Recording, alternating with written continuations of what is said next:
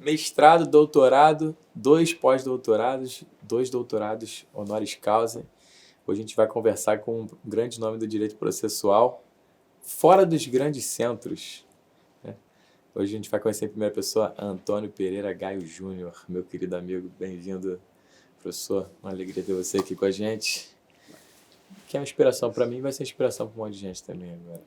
Uma satisfação enorme, uma alegria enorme poder estar aqui presente e poder contribuir aqui com você, com o nosso diálogo, para que possa aí outras mentes pensantes, que são brilhantes, poderem se inspirar e avançar aí nos nossos conteúdos, né?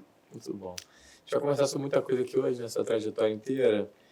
Sua contribuição ainda hoje para o direito processual, novas iniciativas, não para nunca, né? Sobretudo o resgate dos clássicos, que eu acho que é uma grande frente que a gente tem que conversar para as novas gerações, mas eu queria primeiro ver todo esse seu passo a passo. A primeira pergunta que eu faço sempre é por que foi fazer o direito, né? Por que você escolheu o direito? Quando é que foi isso? E você, essa época você estava onde? Você é de Juiz de Fora? Né? Eu sou natural de Juiz de Fora, Fora Minas Gerais é quase Rio de Janeiro, Juiz né? de Fora, o quarto andar, paga mais caro que tem vista mar. Exatamente. Você consegue Rio ainda. É o que chamam de carioca do brejo, né? Lá Isso. tem um brejo, mas aqui eu me sinto muito mais perto do Rio, evidentemente todo mundo lá, do que Belo Horizonte, né? Que é a capital do estado. Exatamente. Né? A quilometragem, né? A distância é muito curta em relação ao Rio, tanto é que todo mundo torce pro futebol carioca. Pena que você torce mal, né? Não torço muito bem. Esse ano tá um ano excepcionalmente bom. Excepcionalmente bom. Mas amanhã pode ser melhor.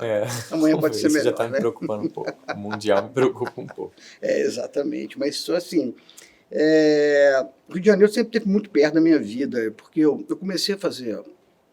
Minha primeira faculdade foi música.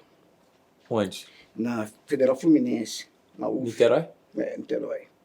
E veio para cá fazer faculdade? Vim para cá eu vim fazer faculdade. E morar em Niterói? Um fato pitoresco. Eu comecei jogando no Vasco. Aqui, que isso? Aos 15 anos de idade. Como é que pode, né? Como é que pode? Eu também não me compreendo. Jogando no quê?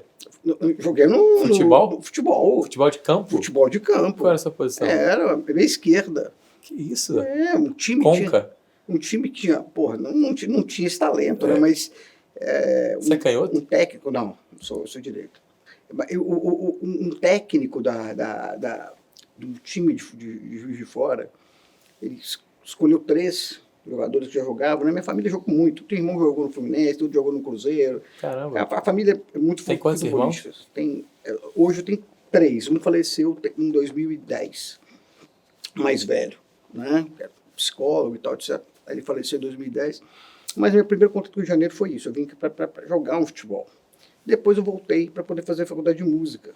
A família é muito ligada à música, né? Meu pai é doutor em latim, professor da Universidade Federal de Juiz de Fora e é advogado também. E foi padre, não foi padre? Foi padre. Essa história do seu pai. Filho de padre é uma coisa... né? É uma questão que é complicado, mas meu pai, ele tem uma história grande, né, que justifica muito a minha história posteriormente, né? Porque meu pai... posso falar aqui rapidamente? Tudo. O que acontece é que meu pai, ele conheceu minha mãe no seminário. Ele estava no seminário para ser padre. Eu tinha 2 tios padres e uma tia freira. Seminário onde? Em Juiz de Fora. E aí, essa questão é que a família sempre foi muito católica. Muito católica. Dá para ver, né? Muito católica, exatamente. E aí, então, meu pai, na ordem natural, ingressou no seminário.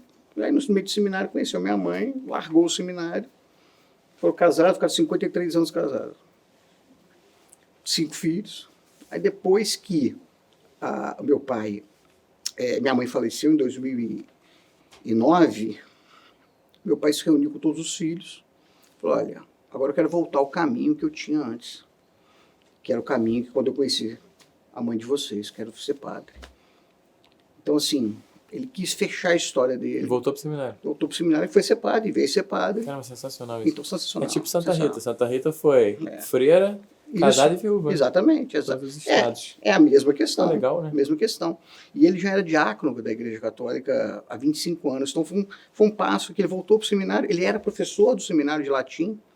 Isso ele já era doutor em latim? Já era doutor em latim. Que legal isso. E aí ele voltou para o seminário, onde ele dava aula para ser padre, e aí... Essa história é tanto. Fantástico, dá um livro. Eu ainda quero escrever sobre isso. Legal, Quero escrever sobre isso.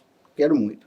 E essa influência do latim deve ter chegado até você. Muito, né? Os filhos todos, né, sempre foram influenciados pelo latim, assim, do modo geral. E ele escreveu, lançou obras em latim, etc. E, enfim, isso influenciou muito a gente e o direito também. O direito veio do meu pai é advogado. Foi a primeira turma formada na Universidade Federal de Juiz de Fora, foi a turma do meu pai. Caramba, foi a primeira turma da Federal. E depois ele voltou para lá como professor? Aí como professor, vou 40 anos como professor. E aí você veio fazer música na UF? Aí o que acontece?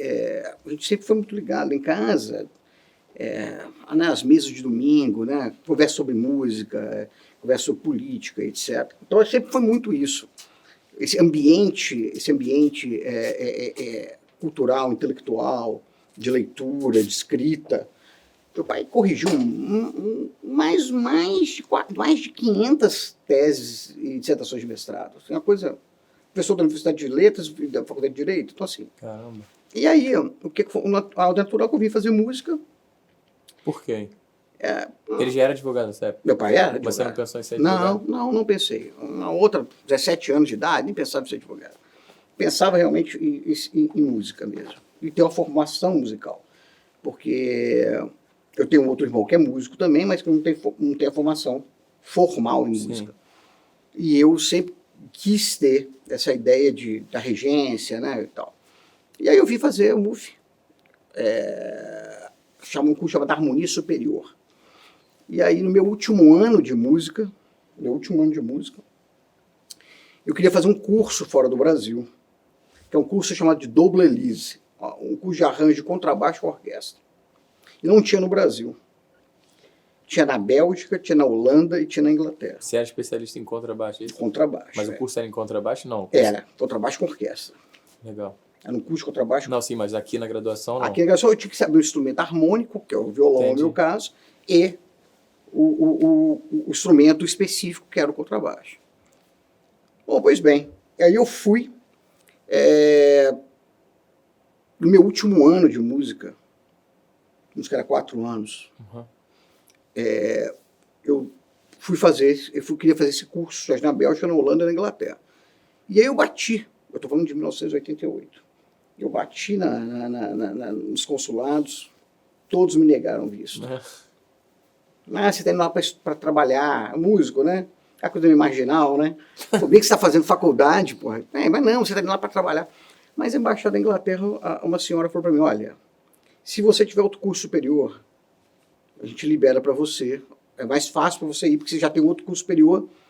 Aí você não estaria classicamente indo para trabalhar. Aí, a ordem natural. Meu pai é advogado, professor da Universidade Federal de Juiz de Fora, vou fazer direito. Tudo isso para poder tocar contrabaixo na Inglaterra. Que loucura, hein? Que loucura. E aí que loucura. Foi fazer faculdade de Direito onde? Na Cândido Mendes. No centro? Assembleia. Então, eu vejo só que aqui, quer dizer, o Rio começou tudo comigo, assim, não foi Minas, assim. Sim. Né? Eu só voltei no meu último ano de Direito, porque tinha nascido um filho meu, e aí eu tive que voltar para Juiz de Fora por conta disso. Mas logo depois eu fiz uma pós-graduação em Direito Processual na Gama Filho, entrei no mestrado, estou falando de 1994. E você trabalhava com o que nessa época? Advogando? Advogando. E enquanto fazia faculdade de Direito, você trabalhava com o quê? Música. Ganhando dinheiro com música. Meu primeiro apartamento Onde? foi com dinheiro de música. O quê? Meu Conta primeiro pra carro. mim. Pagode? Um barzinho? Martim Voz da e Vila. violão? Martim da Vila. Dá uma palhinha. Emílio Santiago. Emílio Santiago, Martim da Vila. Eu tocava, e isso para me sustentar e para pagar a faculdade também. Que loucura, não que correria. Correria. De noite, correria. tocava muita noite. Correria, tocava, mas mais jazz. À noite é mais jazz. Jazz? Mas tinha clube de jazz? Na verdade tinha aqui um Jazz Mania, que era na Ipanema. Você tinha clubes, né? Você a gente tocava rodava contrabaixo também. No jazz? Contrabaixo. Hoje a gente ainda tem isso. Mas ainda tem. Jazz tem? Ainda tem. Aqui tem o Blue Note, inclusive. Mas existe uma questão interessante que eu tenho que falar, que é a questão de que a UF tinha convênios com a Vale do Rio Doce. Então nós, alunos, éramos contratados para fazer regência de orquestras de câmara, Taubaté, Teresópolis, Campos. Então ganhava também dinheiro com isso, fazendo regências para orquestra de câmara. Legal. Né? Então, isso era muito legal. Então, tinha como subsistência, mas certamente a subsistência não era essa questão marginal, era a questão mais formal, contrato, Sim, né? sim. Você era arranjador, você fazia as Legal. questões. Ó. Muito Mas bem. você chegou a estagiar no direito? Hein? Conseguiu estagiar no direito? Consegui estagiar no Ministério Público, rapaz. Fiz uma prova, inclusive passei em primeiro lugar na área criminal, inclusive. Fui fazer um estágio no Ministério Público. E aí, início eu já estava em Juiz de Fora. Fiz estágio no Ministério Público, fiz estágio no PROCON ainda. Pode ver com a defesa do consumidor, né? Sim, 1990, né? Eu já estava lá, e então a questão foi muito isso. Mas aí eu fiz a pós-graduação na Gama Filho, eu vou tentar o mestrado, 94, 95. E a música, continuando com a música. A música tinha um prazer dela. Até hoje eu tenho esse prazer. Eu tenho um estúdio em casa, tenho 5 contrabaixos, eu já tenho esse prazer ainda. Mas aí aconteceu, fui fazer um mestrado. Quem foi meu avaliador foi Leonardo Greco, Gama Filho, 1994 para 95. Pô, tinha pouquíssimos mestrados, doutorados aqui, não tinha nada disso. Eu fui o 10º doutor da Gama Filho. Caramba, que loucura. Que loucura, né? Mais novo. Eu fui doutor com 32, né? Então, assim, era o mais novo da Gama Filho. Então, aí a questão foi normal. Eu fui fazer o mestrado, fiz o mestrado. O mestrado era em quê? Em processo. É processo. Processo. O Leonardo Greco foi meu orientador. Mas e no ingresso do mestrado? Com o Greco, não teve uma história? Ah, mas tem uma história muito boa. Ou foi na dissertação? Na primeira aula com ele. Ah, é? Primeira aula com ele. Ele chegou, primeira aula do curso. O curso foi muito duro, assim, o mestrado naquela época era muito duro. Com o Greco? Com o Greco Greco. não é exatamente uma mãe, né?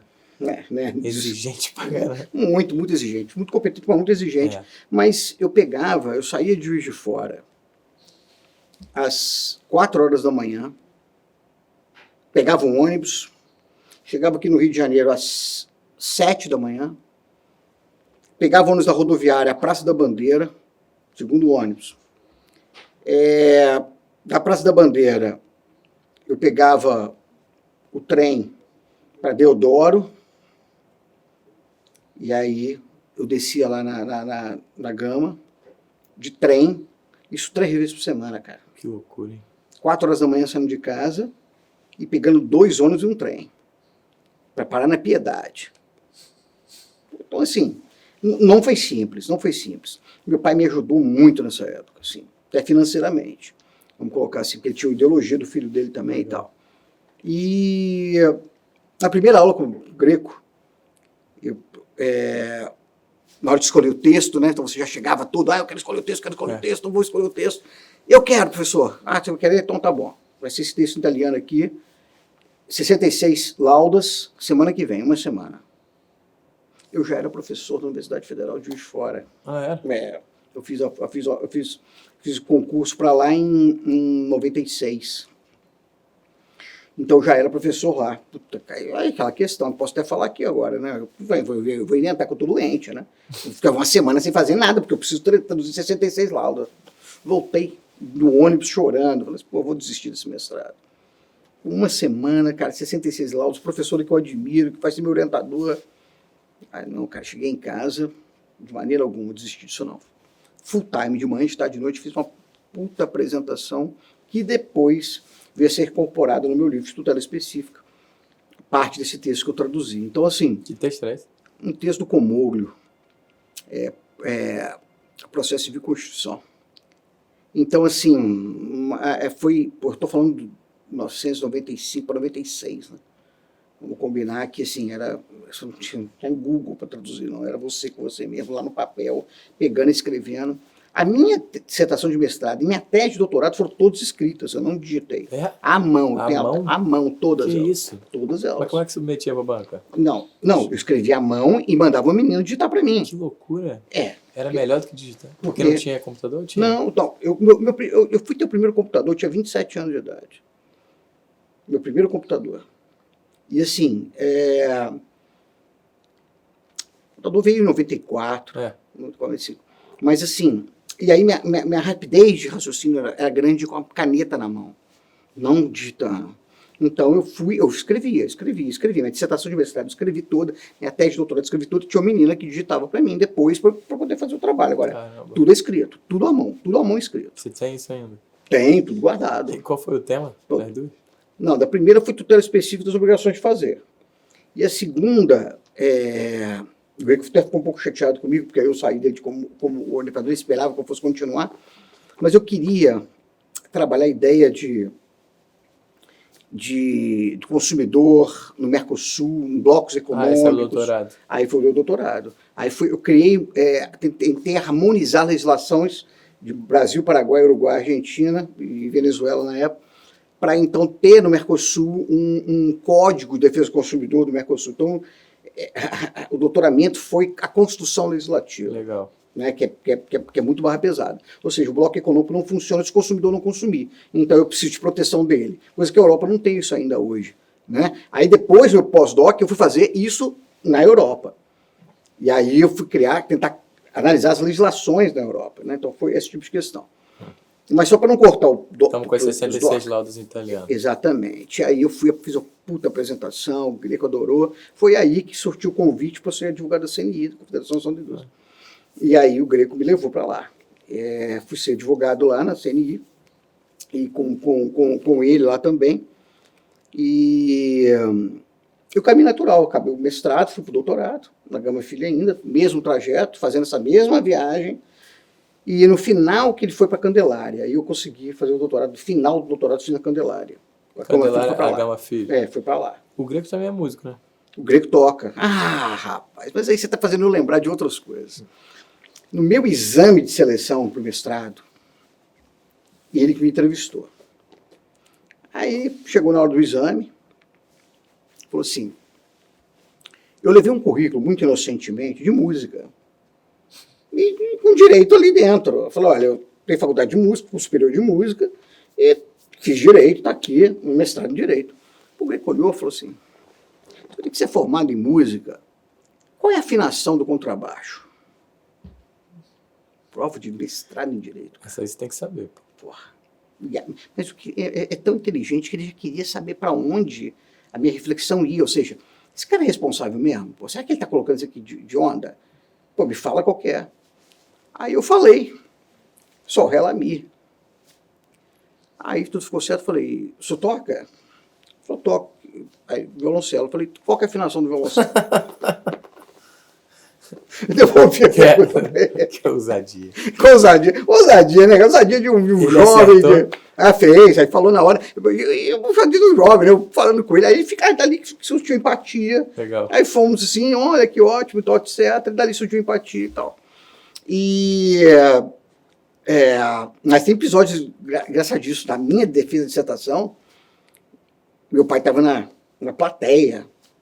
E aí ele foi falar falou assim, olha, esse latim aqui não está muito correto, não.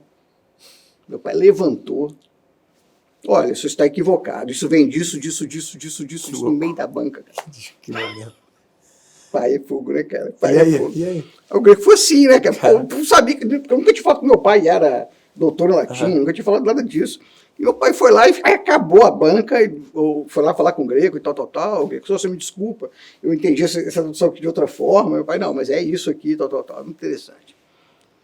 E aí fomos para o doutorado, o doutorado aconteceu, né, foi ótimo também, foi muito bom. E aí um caminho normal foi eu ir para fora do país, porque...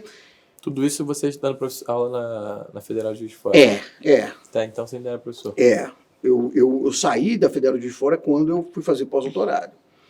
Mas existe o seguinte, meu primeiro livro da graduação, o primeiro livro que eu ganhei na graduação, foi do meu pai e foi o Código Civil Português, do Bigode Chorão.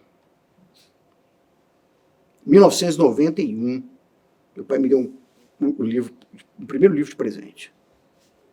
Assim, então plantou exatamente o que eu queria. E lá em diante fui fazer pós-doutorado em Portugal, mas em Coimbra, mas numa questão assim que não foi forçado o que eu fazia em Coimbra. Porque na verdade eu estava procurando um pós-doutorado para fazer. E eu estou falando, Zé, eu estou falando para você de no ano de 2000 para 2001, ninguém falava de pós-doutorado, não existia isso. Falar, o pós-doc, era de outras áreas, eu vim em economia, vim em geografia, mas não vim em direito um pós-doutorado, assim, não falava de pós-doc.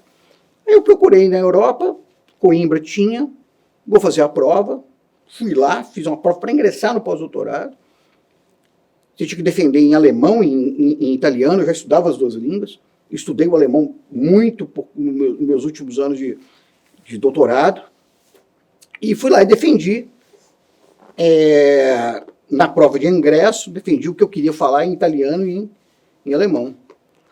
E lá fiquei 3 anos, inicialmente, morando lá com um uruguaio, um chinês, um holandês e um alemão. Quem dormia mais nessa história? Pô, rapaz, quem dormia mais exatamente. Não entendia, cara. Eles não entendiam por que eu tomava 2 banhos por dia. E eu não entendia por que eles dormiam 4 horas de sono. Era uma coisa impressionante. E Coimbra, como uma universidade muito cosmopolita, ela fazia com que realmente cada um de nacionalidade ficasse junto. Era proposital isso. E aí eu fui... esse momento me trouxe uma digital muito importante, que é a digital que eu uso até hoje, de dormir pouco e produzir muito, que isso é uma das justificativas de por que eu produzo muito, usando o tempo útil que nós temos para poder aperfeiçoar nossas letras. E aí, eu vim uma época para o Brasil, e aí, num consultório dentário, eu estava lendo uma revista Veja, as páginas amarelas da revista Veja, e lá tinha uma entrevista com o Chico Anísio. Chico, como é que você consegue trabalhar tanto? E aí ele dizia, olha, eu dormia 8 horas por dia, passei a dormir 7, passei a dormir 6, hoje eu durmo 5.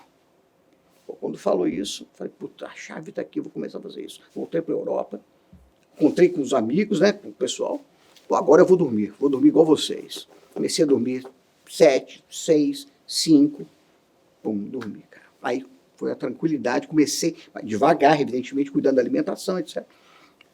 E aí, quando eu voltei para o Brasil, para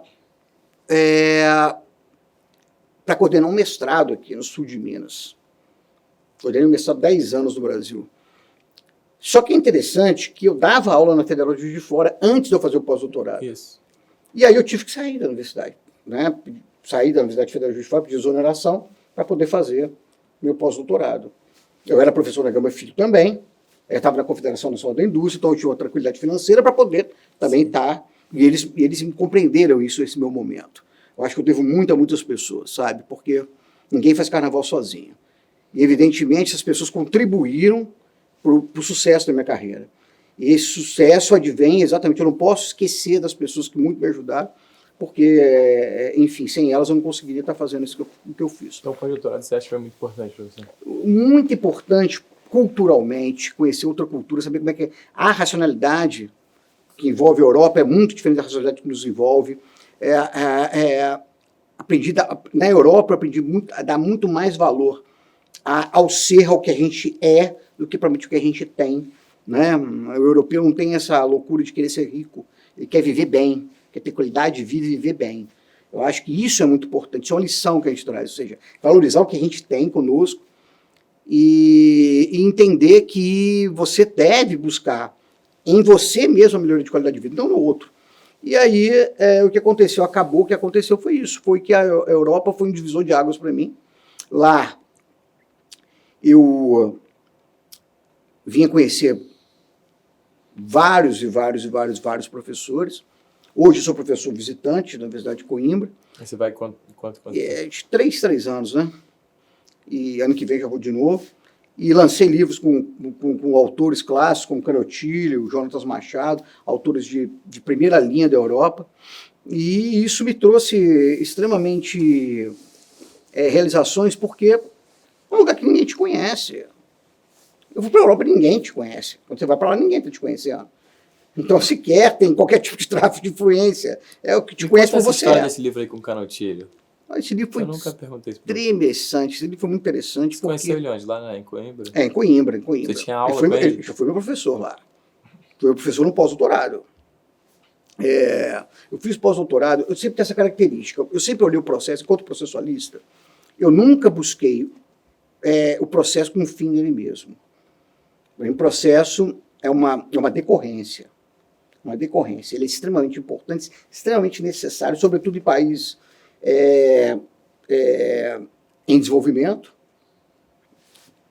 Sobretudo aqui. O processo aqui é muito mais importante que na Europa. É porque você só demanda na Europa quando? Você só demanda na Europa quando te falta alguma coisa que realmente é extremamente relevante para você. E você vê, a Itália tem muito processo, tudo bem, Portugal tem muito, França tem processo, ou seja, evidentemente, mas são processos aos quais você pode ver que há uma repetição de temas muito grandes, né? Não é algo que fosse uma coisa diferente da outra. E lá o processo ele é muito menos prestigiado do que aqui. É mesmo? Muito menos prestigiado. Mesmo na Itália? A Itália tem uma tradição de... a Itália tem uma tradição, até pelo fato de que a construção da ideia de jurisdição vem de lá. Vem de Roma, né? E, evidentemente, a construção da jurisdição, ou seja, do Estado ter esse papel de substituto da vontade da parte, vem de lá.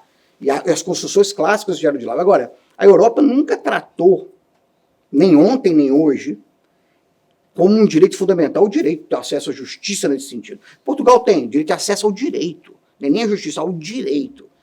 Ou seja, evita-se o máximo o poder judiciário, tenta-se o máximo evitar o poder judiciário. Quando não dá mais é que você vai. Então, eu sempre olhei o processo como algo que eu uso para o benefício de uma outra questão. O processo não com fim nele mesmo. O processo não pode sofrer de hidrogenia, olhar para ele mesmo. Ele tem que projetar em algo mais. E isso foi em Portugal. Por exemplo, em Coimbra, o processo não é a primeira disciplina. Longe disso. A disciplina é direito civil. O direito civil é a primeira disciplina lá. E o meu primeiro pós-doutorado eu fiz em direito comunitário. Direito regional, que a gente fala. E aí, eu conheci o Canotilho, etc. A gente teve oportunidade lá na fazenda de arroz dele, enfim, sul da França. Foi muito legal, muito legal. Ficamos amigos mesmo e tal. E aí, no meu segundo pós-doutorado, que foi em 2013, surgiu a ideia do livro, dessa obra. Essa ideia dessa obra foi uma ideia que partiu do Jonas Machado, que ele já tinha um livro sobre liberdade de expressão religiosa.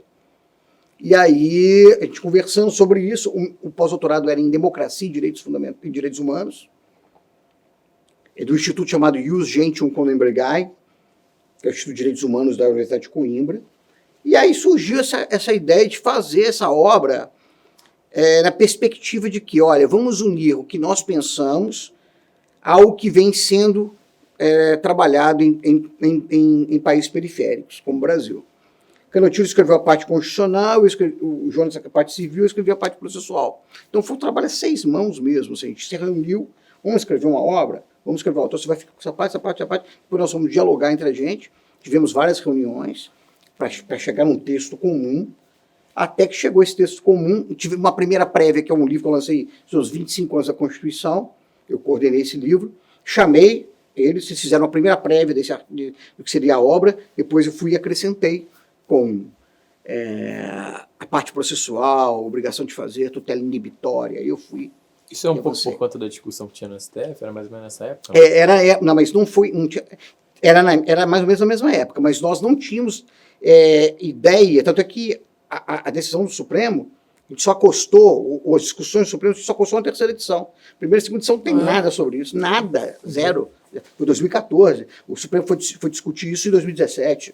Então, assim, a gente começou, tanto é que a Carmen Lúcia usou esse livro para poder... para poder... Um dos livros que ela usou na fundamentação do precedente. Então, assim, ele não foi casuístico. Entendi. Ele foi para a Europa e para os países porque periféricos. Isso era uma discussão lá também. Era uma discussão lá. E vocês vão, qual é a conclusão de vocês? O que vocês defendem lá?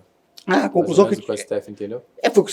Exatamente. Não, o STF entendeu o que a gente escreveu, porque a gente escreveu antes que o STF julgar. O que, na verdade, foi isso. Ou seja, você tem a quem está divulgando ou fazendo uma biografia de alguém, se ele não tiver provas contundentes que aquilo foi verdade, ele pode ser processado com relação a isso. Então, posterior, né? Então tem que ter uma responsabilidade. Sim, o biógrafo tem que ter uma responsabilidade sobre aquela questão. Ele precisa pedir autorização? Não precisa pedir autorização, mas que ele tenha a prova para que depois, caso contrário, ele possa ser processado ou responsabilizado por algo que ele falou e na verdade não foi. É nesse voto que a ministra Carmen Lúcia fala do Cala a Boca Já Morreu? Exatamente. Exatamente. É memorável. Mas olha só o seguinte, além dessa obra, eu tenho mais 4 obras lançadas em Portugal. Então essa é uma delas. Com esses professores, essa obra nossa, ela é obrigatória no mestrado e doutorado de Coimbra. Legal. Obrigatória. E como é que eu fiquei sabendo disso? Recebi o telefonema de uma portuguesa. Deram o telefone para ela, falou, eu estava no Brasil. Pois doutor, tudo bem? Que tal? Falou o nome dela. Olha, eu tenho dificuldade de encontrar a obra do senhor aqui, e ela é obra obrigatória no mestrado. Mas é obrigatória, já está obrigatória. Não sabia que eu não tinha colocado obrigatório, que o João tinha colocado obrigatório. E a obra se tornou hoje obrigatória. Legal. Então, o Trapito Coelho, que é um professor lá, exige essa obra lá também. Aí depois eu fui ficando amigo dos processualistas, Remédio Marques, até que eu lancei um livro com português há 2 anos atrás, Marco Gonçalves, professor da Universidade de Braga. Nós lançamos uma obra juntos. Coletiva, né? Coletiva, E estamos lançando uma de execução agora, esse ano que vem agora. Legal. Né? Essa ideia da judicialização, aí é uma obra minha e dele só. Não tem... é de coautoria mesmo. É coautoria mesmo. Legal. E sobre a discussão da judicialização porque da lá tem desjudicializada, né? O modelo lá, como é que é? Que Todo é mundo vendido, cita Portugal e fala que lá é vendido muito errado pra gente. Como se lá tudo é certo, é uma maravilha. E não é uma maravilha, não é algo que você pode dizer, olha, que maravilha, isso aconteceu, isso aí tem que ser dessa forma. Não. Lá há problemas, há custos. Você tem um problema lá de crédito, como tem aqui, problema de títulos de crédito lá também, um cheque é um problema lá, um cheque, o pagamento de cheque, citação lá é um problema sério, uma crise de citação também, a dificuldade de encontrar as pessoas, Portugal tem, ainda que está, cara, impressionante, um país pequeno, um país que você pode cortá-lo em 7 horas, e você tem um problema lá de encontrar pessoas, porque o sistema de justiça não é um sistema com a preocupação que nós temos aqui de deixar tudo digital, de deixar tudo perto, não. Aliás, a Europa também não tem essa preocupação como a gente tem de tudo tem que ser digital, tem que ser digitalizado. Essa preocupação é nossa, não é deles. O que eu quero colocar é que mesmo italiano, mesmo português, mesmo francês, não tem problema de saneamento como a gente tem, não teve problemas de luz, não teve problema de energia, né? Não teve tanto transporte. Então, assim, a gente tenta olhar como se os nossos problemas fossem problemas lá e não são. Então, você não fala de processo estrutural na Europa, porque não existe isso. Não existem essas falhas, como são as falhas estruturais aqui no país.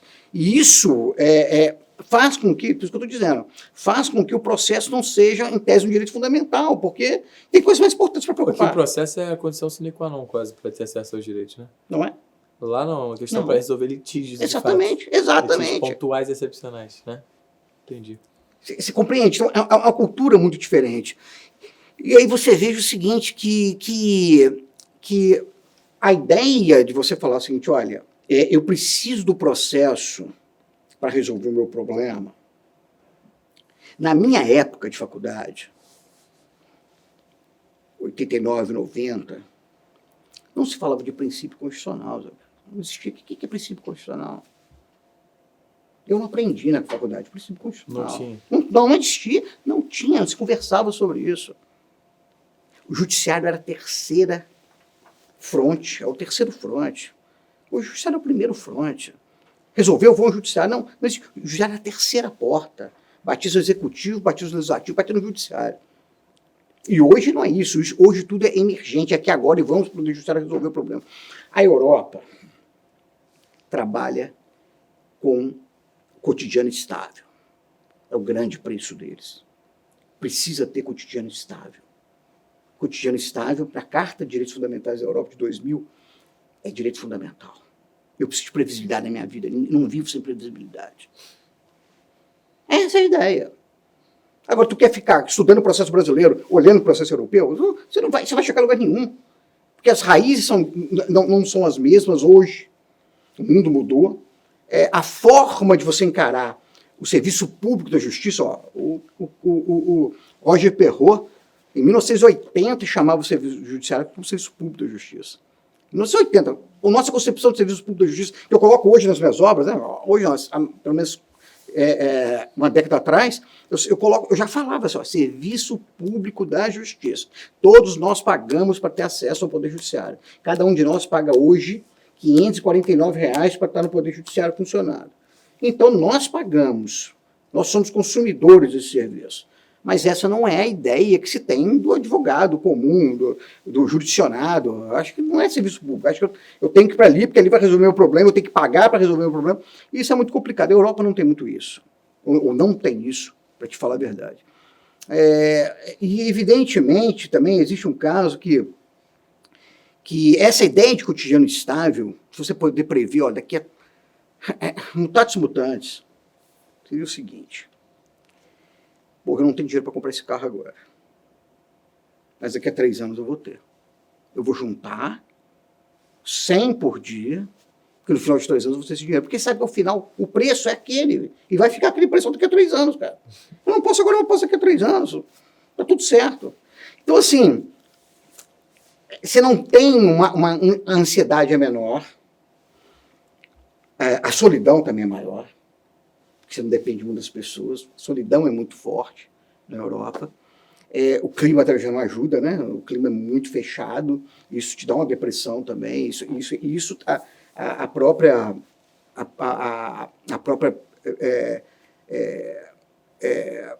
psicologia estuda isso lá. Mas, assim, as pessoas, elas têm um comportamento de muito respeito com o que lidar com a questão do direito do outro. Assim, professor na Itália, professor em Portugal, professor na França, é uma autoridade. E que você, inclusive, precisa marcar horário para conversar com ele. Eu tenho passagens homéricas na Universidade de Coimbra, em que eu fui chamado a atenção várias vezes pelo meu comportamento que eu tinha aqui no Brasil, de atender o aluno o tempo todo.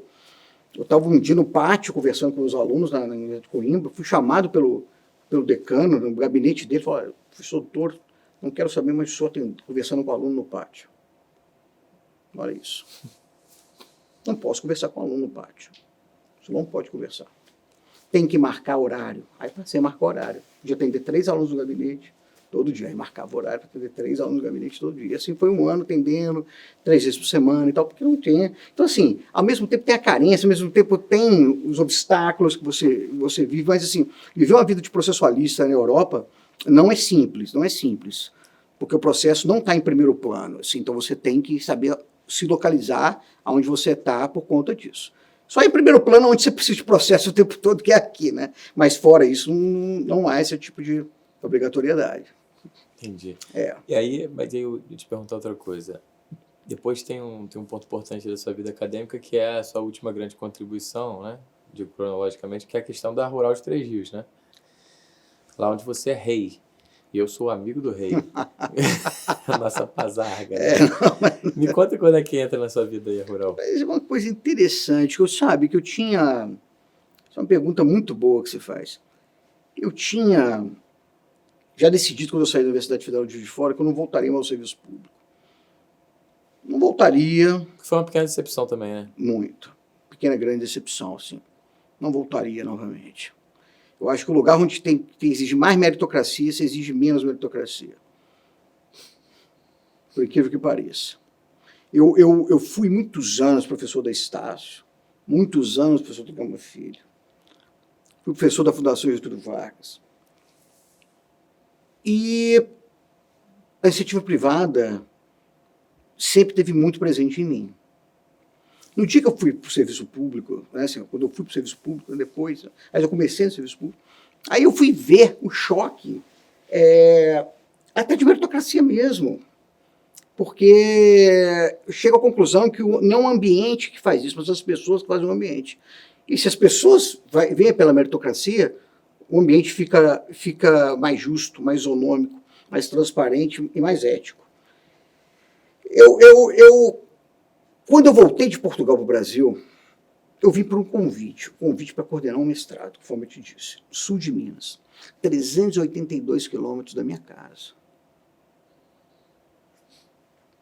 E esse mestrado era sextas e sábados. Falei, pô, cara, eu vou desbravar no sul de Minas, Três Corações, terra do Rei Pelé. Fui para lá desbravar sem conhecer ninguém. Ninguém. Me encontraram no meu currículo, já me conheciam das minhas obras, de algumas obras. Aí me encontraram, assim, ou seja, um professor lá de Varginha, que tinha uma faculdade de Direito lá, aí soube que um rapaz me conhecia, pô, faz uma proposta para ele, a gente quer trazer um mestrado para cá. A universidade tinha um poder aquisitivo muito grande, altos salários. Não tinha mestrado. Não tinha mestrado. Em Direito. Tinha odontologia, sim, mas não tinha em Direito. E aí foi e me fizeram proposta. Fui lá. Isso é fato muito interessante. Fui lá. Tinha um carro, tinha até um carro zero, fui lá. Puta, a primeira vez que eu peguei essa estrada, a buraqueira, eu falei, bicho, esse valor que me deram não vai ser esse valor de salário, não. Aí cheguei lá, sentei com o reitor e falei, olha, só me desculpa, mas esse valor não vai ter condição. A estrada é péssima, eu não posso me colocar, me expor nessa forma, nessa estrada, porque tem família, tem tudo. E era buraco, tipo guerra de Sarajevo, cara. Você vai sair daqui, tinha um buraco aqui, você tinha que contramão e tal. Não, vou passar esse risco. Falei para o corretor, não. Só me desculpe, agradeço muito e tal. Vi o projeto, adorei o projeto. Não. Voltei. O corretor, no dia seguinte, me liga, tem uma outra proposta financeira para você. É essa. Falei, agora tá justo. Peguei o carro, fui, não. Era só comprar um helicóptero que ia ficar mais barato o seu salário. Exatamente, cara, exatamente. E voltei pra lá, que cara de pau pra rotor. Desculpa. Continua ruim. Continua ruim. Então tá, você quer o quê? Você quer um carro? Olha, só me deu um carro, então tá bom, vou te dar um carro, então. Resolveu o problema. Então me deu o carro. Então tá bom, então agora não é o meu carro mais, eu não vou colocar aqui, tá tranquilo, eu vou fazer... Deram um carro? Deram um carro. Que carro? Na época era o quê? Na época era um carrão, cara, era um... Vectra, né? Vectra. Era um carrão, cara. Era um puta carro. Zero. Beleza. Você vai vir pra cá, nós queremos o senhor aqui, Queremos a chancela da Universidade de Coimbra aqui, o nosso coordenador pós-doutor. Contratado a peso de ouro. Pô, cara, passado esse cara. E eu tenho contato com esse reitor até hoje. Por redes sociais. Fala, eterno reitor, professor Adair, doutor em odontologia pela USP. O cara tem uma cabeça mente além do que era.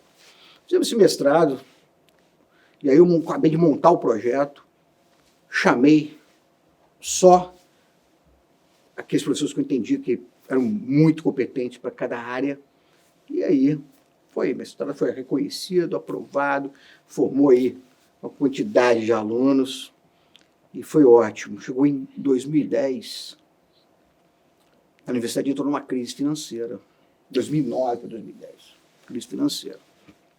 E um desses professores que eu levei já fez doutorado comigo na Gama Filho.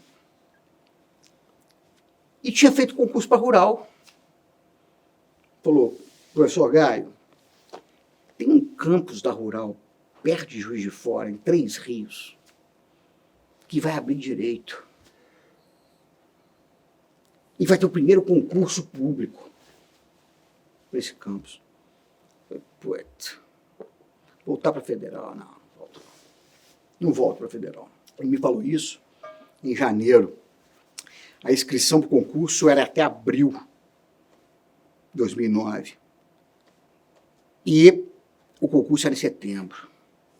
Concurso em quê? Em direito público. Direito público. Naquela época não tinha muito. Era direito público e direito privado. Sim. Então, me falou em janeiro. Eu passei uns dias de férias na minha residência. Em abril era a inscrição. Em setembro a prova. E aí ele falou na mesa, estava com meus pais e tal. Meu pai e minha mãe já tinham esse trauma de eu ter saído da Federal, porque eles eram da Federal. E aí se meu pai e minha mãe são da Federal, né? chega a tradição, aquelas questões todas e tal. Pô, desceu. Eu falei, não vou fazer não. Chegou em abril. E aí eu dando aula ao meu filho, na CNI, tudo certo. Chegou em abril, eu chego no meu quarto, eu morando com meus pais, hein? Voltei a morar com meus pais, estava morando com meus pais.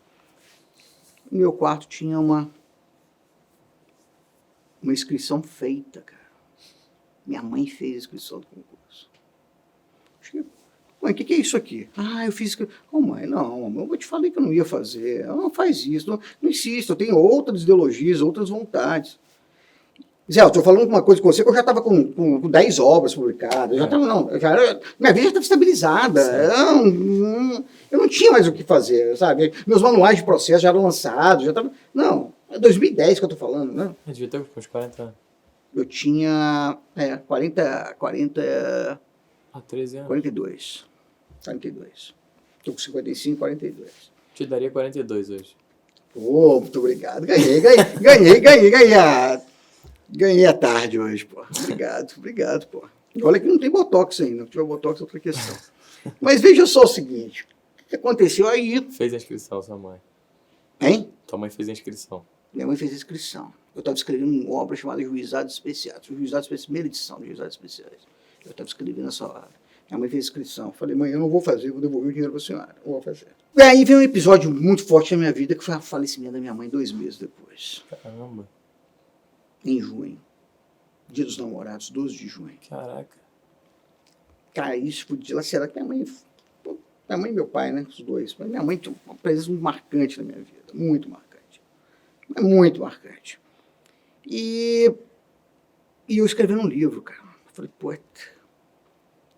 vou acabar de escrever esse livro, na morte da minha mãe, dedicar o livro à minha mãe, e vou fazer esse concurso agora, pela minha mãe.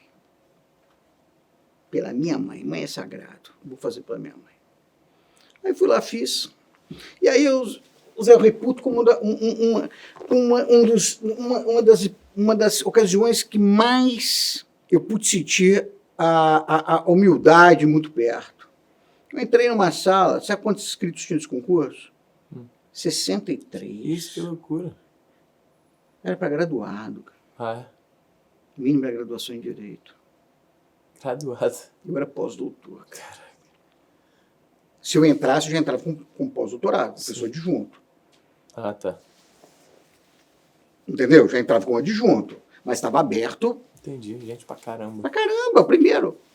Entrei, metade da turma era ex-aluno meu. Professor, o que o senhor está fazendo aqui?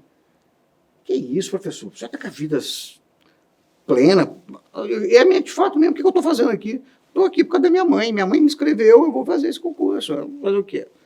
Era vontade dela. Depois, mesmo se eu não quiser, seguir, pela minha mãe. Bom, aí, lógico que eu passei em primeiro lugar. E aí depois passou um professor lá, uns 300 pontos atrás, e depois passou, eram 6 vagas. E aí, mas foi muito forte, fazendo a prova junto com os meus alunos. Aluno que eu tinha avaliado há 2 anos, 3 anos atrás. Aí passei.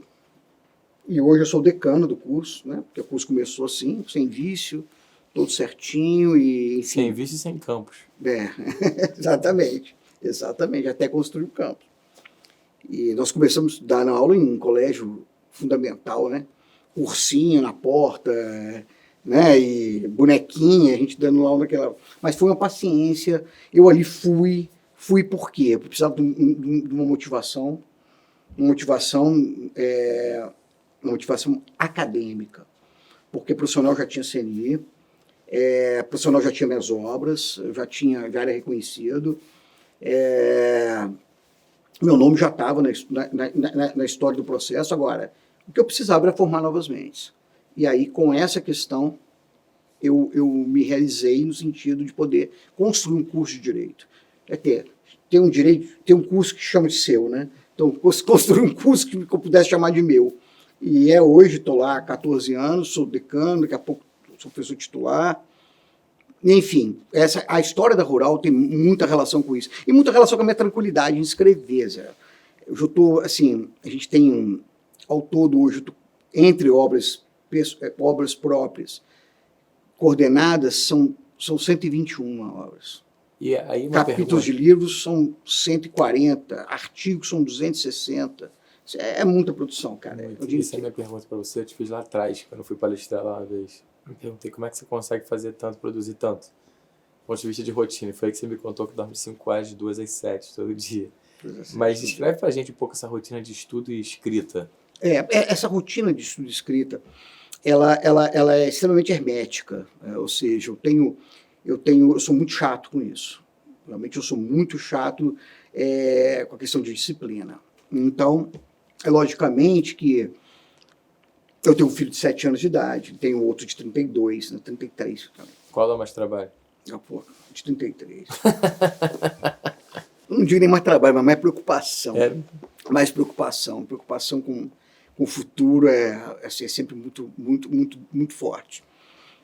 Ainda que ele não more comigo, né? Mas assim, a preocupação do seu filho, você ter alguém no mundo que você queira que ele está divulgando bem, trabalha comigo também, mas enfim, é alguém que a gente estava conversando hoje antes de vir para cá, é alguém que tem com estigma, o pai que tem, então eu tenho que ser tão bom quanto o pai, me exigem que eu seja dessa forma, e isso é muito difícil. Eu falo porque eu vivo isso, ele foi meu aluno na graduação, meu aluno na Estácio, eu era professor na Estácio, então ele foi meu aluno, eu tive meu filho em sala de aula 3 semestres sendo meu aluno, e assim, é uma experiência fantástica, né?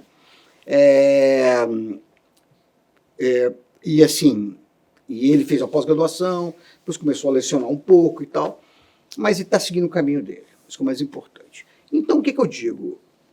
A minha rotina, ela tem uma relação muito grande com fases da minha vida. E eu adapto a rotina de acordo com a fase da minha vida. Então, por exemplo, meu filho, há 3 anos atrás, ele tinha 4 anos de idade. Então, os meus horários de trabalho eram diferentes, porque ele precisava ficar de manhã em casa. Sim. E de tarde para a escola. Hoje ele já vai de manhã e de tarde para a escola. Então é mais fácil para mim. Porque o que acontece? Eu tenho obrigatoriamente, isso eu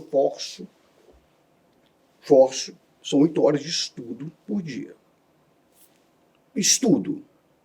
E o que eu chamo de estudo? O estudo vem desde leituras de obras literárias, né, leituras de interpretação de precedentes, nada a ver com o processo judicial. O processo judicial é uma outra coisa. Leitura é leitura de tudo aquilo que está em volta do que eu me interessa, que eu vou escrever. Então envolve economia, leio muito a parte de economia para aplicar ao processo, antropologia, leio muito também sobre antropologia, e processo, evidentemente. Mas eu tiro o seguinte, eu preciso coordenar minha saúde, atividade física, alimentação, leitura e escrita. Então, você pega as 5 horas de sono, que é meus 5 horas mesmo de sono. Eu torceria uma vez por semana, né? Muitas vezes de 15 dias, para te parecer. O que eu tiro vou direto de 8 a 1h30 da manhã. Isso direto. Almoço, janto, tal. Eu vou direto aí. E vou direto, deixo meu filho na escola e vou de 9 a 1. A partir disso é que eu delimito minha tarde na prática forense ou na prática de tudo. Então, leitura é parte da manhã, parte da noite. Não dá sono não nessa leitura da noite? Não. É mesmo? Gosto muito. Silêncio é muito importante para mim. Então, isso, se você falar assim, olha, eu não vou ligar para o meu amigo Gaio de 9 a 1, nem de 8 a 1h30 da manhã. É lógico para você, eu vou atender, evidentemente, mas eu normalmente eu fico recluso com relação a esses horários. Na sua biblioteca? Sua humilde biblioteca de... Quantos livros lá tem? 15 mil. 15 mil catalogados? Catalogados com a bibliotecária. Catalogados e lidos? Você não lê o livro inteiro, você não compra o livro para você ler o livro inteiro, né? Você compra ler aquilo que te interessa no livro. Não existe isso aí. Isso aí é um folclore, né? Eu vou pegar meu livro e ler. Não. O livro você compra o livro para cada identidade daquele conteúdo que você precisa dele. Entendi. Isso é importante ser dito, sabia? Porque às vezes o pessoal olha e fala, pô, eu nunca vou chegar nesse nível. achar que leu, sei lá, 100, 200, 1000 livros. Mas na verdade é isso, você tem que ler o que interessa. Exatamente. E tem mais uma questão. Eu faço sumário dos meus livros. Eu não faço, não é o sumário que o autor colocou. O sumário do livro eu faço aonde que me interessa. O sumário do livro está aqui. Está aqui. Se você for reparar, por exemplo, eu tenho 2 grupos de pesquisa. Um que trabalha processo de desenvolvimento, outro que trabalha acesso à justiça. O que trabalha acesso à justiça são alunos de mestrado e doutorado que eu dou menos é processo. Eles estão trabalhando conceito de cidadania, estão trabalhando questões que envolvem direito à moradia, o direito à saúde, o direito ao transporte, à segurança alimentar. O processualista tem que viver disso. O nosso objeto é o direito material. Nós estamos para satisfazer o direito material. Saber a regra processual é a obrigação de quem quer ser processualista. Isso é obrigação. Você não está fazendo nada mais. Você tem que dominar o direito material que está ali, que é o bem da vida que vai te buscar. Então, por isso você tem que dominar essas áreas. Né? O cidadão acha que saber processo é saber as regras do processo. Isso é obrigação. Isso aí qualquer um tem que saber. O que eu tenho que saber é o que eu vou fazer com essas regras. O que eu vou fazer com essas regras. Então, e por isso que advogar no CPC de 2015 é muito mais difícil que advogar no CPC de 73. Muito mais difícil. Por quê? Porque as fontes do direito hoje são muito maiores do que eram em 2015, em 73, por exemplo. Eu vou analisar um precedente, eu nunca analiso um precedente pelo direito processual, eu analiso o precedente pelo direito material, que está sendo discutido ali, qual é a matéria que está sendo discutida ali, de que forma que ela vai impactar no cidadão. Não é o processo ali, o processo é a exteriorização do precedente. Agora, o conteúdo, todos os ratios que são colocados no precedente é que me interessa, e ali está o direito material. Então, é uma grande ilusão você perceber que conhecer processualista, ou ser processualista é dominar processo. Isso é obrigação. O que eu tenho que dominar é o direito material que está ali, e o que o processo vai me dar naquele direito material. É isso. É dessa forma que tem que racionalizar. Isso não é o óbvio, né? O pessoal não pensa muito nisso. Ao contrário. Ao contrário. Isso não é o óbvio. Isso não é o óbvio. Agora, uma última pergunta que eu queria te fazer sobre isso, a questão toda do estudo, toda essa trajetória, e do estudo do processo em si. E também toda a sua experiência, né, lecionando para tantas gerações, já que você formou, gerações até de professores. 3 gerações já. Isso, eu te perguntaria o seguinte, você sente que teve um progressivo afastamento dos clássicos no direito e com isso o empobrecimento do profissional do direito? O que você acha que poderia ser assim, um roteiro realista, não específico de hoje, mas realista para o profissional de hoje sair da mediocridade, talvez pelo resgate da tradição, ter contato com esses grandes nomes, que é uma coisa que você tem levado a cabo até a coleção lá na TOT, na editora, né, publicando clássicos em domínio público, enfim, coisas que estão totalmente à margem da formação do jurista de hoje, do advogado de hoje. Mas como é que você enxerga isso? Por isso que a gente gosta de conversar com gente inteligente, né? Essa pergunta aí é de alguém que está acima da média. A grande questão é o seguinte, eu vou começar pelos livros, depois eu vou chegar ao porquê disso. Há 20 anos atrás, os meus alunos do mestrado, eu já trabalhava códigos estaduais com esses alunos. Por quê? Porque, já dizia Cícero, né? A história é testemunho dos tempos. A história é testemunho dos tempos, cara.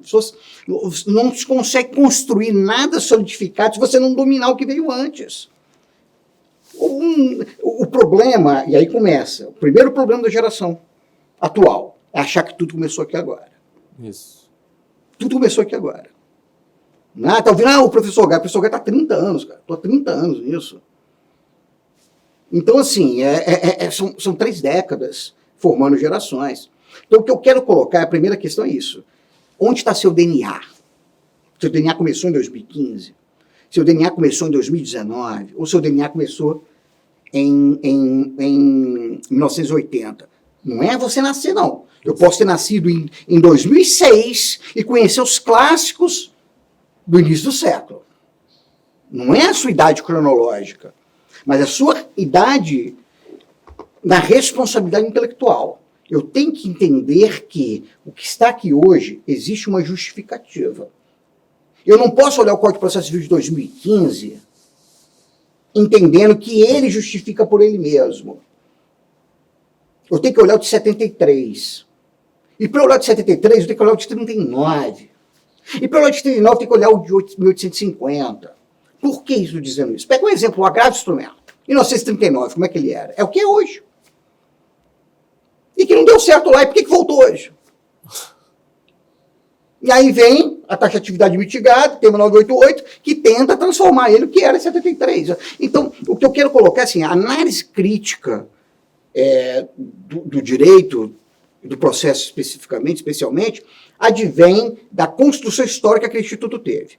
Então, quando eu comecei, por exemplo, a escrever sobre juizados especiais,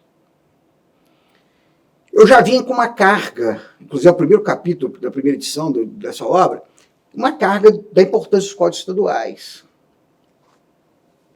Porque os juizados especiais nada mais é do que uma reprodução dos códigos estaduais, no sentido de competência. Cada estado pode criar normas de processo e procedimento, a Constituição excetua nos juizados especiais isso.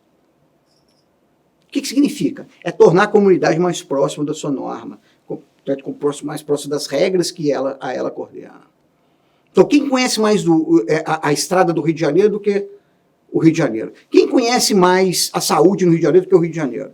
Então, seria ilógico eu pegar uma regra nacional e aplicar a algo local, onde algo local não demanda aquilo processualmente falando. E eu tinha, então, isso, olha, temos que publicar os códigos estaduais, porque os códigos estaduais são necessários para a compreensão dos juizados especiais hoje. E aí eu fiz isso, publiquei o Código Estadual de Minas Gerais. Isoladamente. E aí, nas minhas andanças pelo mundo aí, fui achar Código da Bahia lá no Uruguai, fui sebo do Uruguai, fui sebo do Paraguai, fui sebo da Argentina, fui sebo do Chile, buscando obras, inclusive brasileiras, encontradas lá. Até obras europeias. Eu fui buscar uma obra na Europa, não encontrei uma obra em Portugal todo, rodei Portugal todo. Fui encontrar no sebo de Fora por R$1,50. Mais barato que a passagem. Dava para ter economizado. Então você veja só. Então a minha preocupação com as gerações foi essa primeira. Vou publicar a coleção de códigos de processos estaduais. Fiz pela editora Totti. Eu precisava encontrar uma editora também que não tivesse interesse financeiro. Porque essa obra não vai vender. A mesma coisa eu fiz com os clássicos. Comecei a publicar clássicos em domínio público de processo. Todos os clássicos da minha biblioteca. Pô, por que eu vou ficar só com isso? Eu só conhecendo isso? Eu preciso fazer com que as pessoas conheçam. E comecei, então, um outro projeto que eu fiz foi para isso. E teve um terceiro processo, um projeto que é a teoria dos processos, que eu com o Marco Jobim, que é a mesma coisa está para a sua quarta edição agora.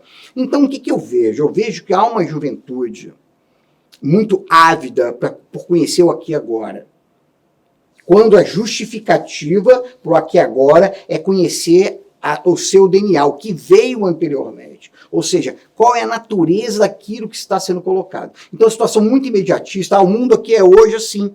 Não, mas o mundo é assim hoje, mas nós temos justificativas cronológicas que vão justificar, ou seja, vão descortinar o que é hoje. Ou seja, não existe sucesso se você não montar, não subir nos ombros daqueles que te antecederam.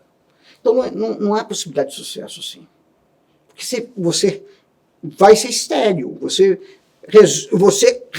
racionaliza hoje, mas sem contemporizar com o que veio anteriormente, que é o que vai te dar base estrutural, intelectual, de equilíbrio, até emotivo para isso. Eu vejo com muita preocupação, Zé, os novos estudantes de direito. Eu vejo com muita preocupação. Muita preocupação, porque até o ordenamento estão deixando de conhecer. Aula minha, prova minha de processo, você vê aluno sem código. Mas como?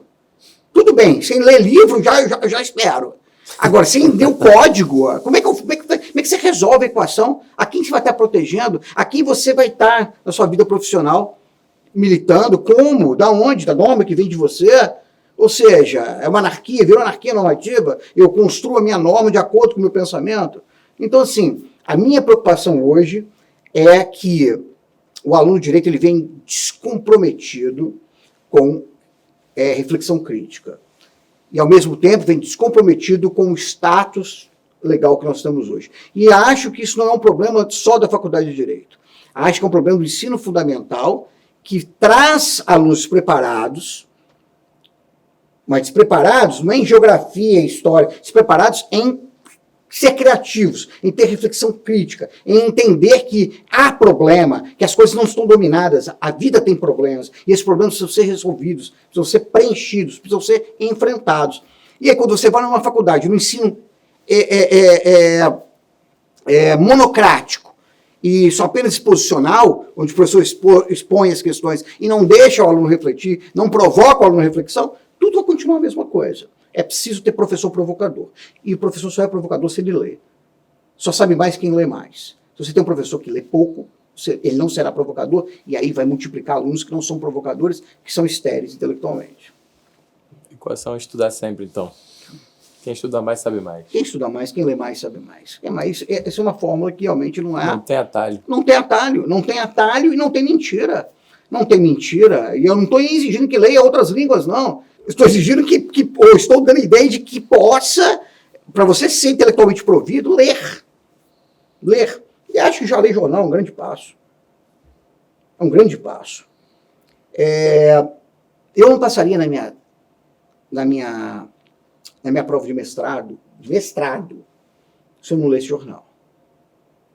Porque eu me lembro de uma questão que era de reforma trabalhista, e que caiu na minha prova de mestrado, e que se eu não lesse jornal, e que se eu não tivesse meus irmãos exigindo que eu lesse, se eu não tivesse meus irmãos me exigindo que eu lesse, eu não conseguiria passar nessa prova. Então, está tudo interligado. Direito não é um fenômeno isolado, é preciso o estudante entender isso. Direito, ele se dialoga, é uma área de ciências sociais aplicadas, ele se dialoga com outras áreas de ciências sociais aplicadas. Por isso que você for na minha biblioteca, você vai ver dicionário de filosofia, dicionário de economia, de antropologia, de sociologia. Dicionários, eu preciso saber o que significa aquilo dentro daquela tipo de ciência. Então, o direito não se estuda isoladamente. O direito se estuda num conjunto onde ele tem um dos papéis. Um dos papéis, o direito resolve. Mas o direito não resolve tudo. Por isso que é preciso de ler tudo. Né? Muito bom, mestre. Pô, conversa muito boa. Muitos propósitos aí pro pessoal e ouvir sua trajetória é sempre inspirador, né? E muitas histórias também de bastidores. Obrigado pela doação do seu tempo. Ficaria aqui horas e horas. Com você eu fico aqui horas e horas. Obrigado, meu amigo. Tá? Até a próxima. Esse aí foi Antônio Pereira Gaio Júnior em primeira pessoa, pessoal. Até a próxima.